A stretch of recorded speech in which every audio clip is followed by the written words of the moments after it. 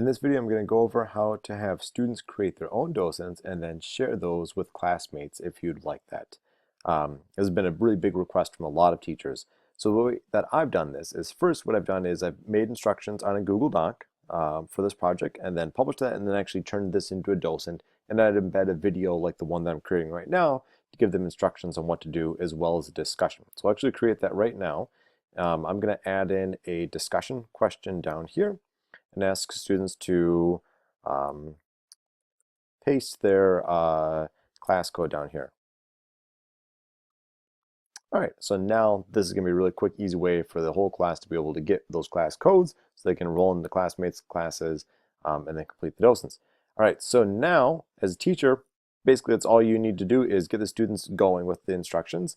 And from the student side, here's an example student. We've got their account right now set up as a student. And what they'll need to do first to create a docent that they can then share with classmates, they need to switch to a teacher account. So in the dashboard, you click on your profile, and then it's got this link right here of switch to a teacher account.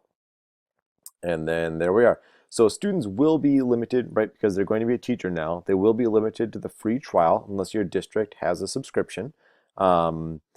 And so at this point, now they can go to any website. So I'm going to head over to this one that I'd created before, so this Tween Tribune one. And right, so the docent could be whatever like topic it is that you have students do. And so once they've gone through and they've docented this article and they've added in their additional information, their questions, things like that here, and now they're going to be ready to share this with other classes. They'll then need to head over to the dashboard and create a class to assign it to. So they'll head to the dashboard, go to classes, create a new class,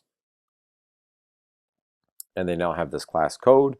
And going back over to their list of docents, they can now assign this to that class as well. All right, so now they've created that. They can now share this out with other students. And so it'd be something of where what they would do is they would say, here's my class code.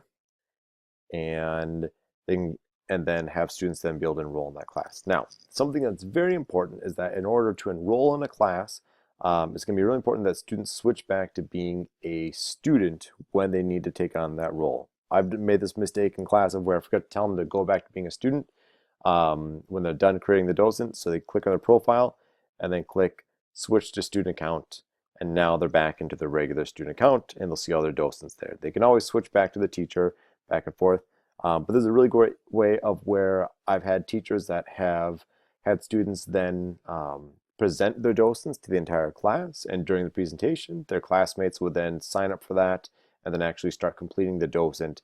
And it's a really neat way for students to be able to show off their critical thinking skills and how it is that they interacted with the text and things that they annotated, what they saw as the key pieces of information, and of course just the skills that go into coming up with some of those higher order thinking questions that are tricky for us teachers to think of, and it's a great exercise for students as well to think critically about the text.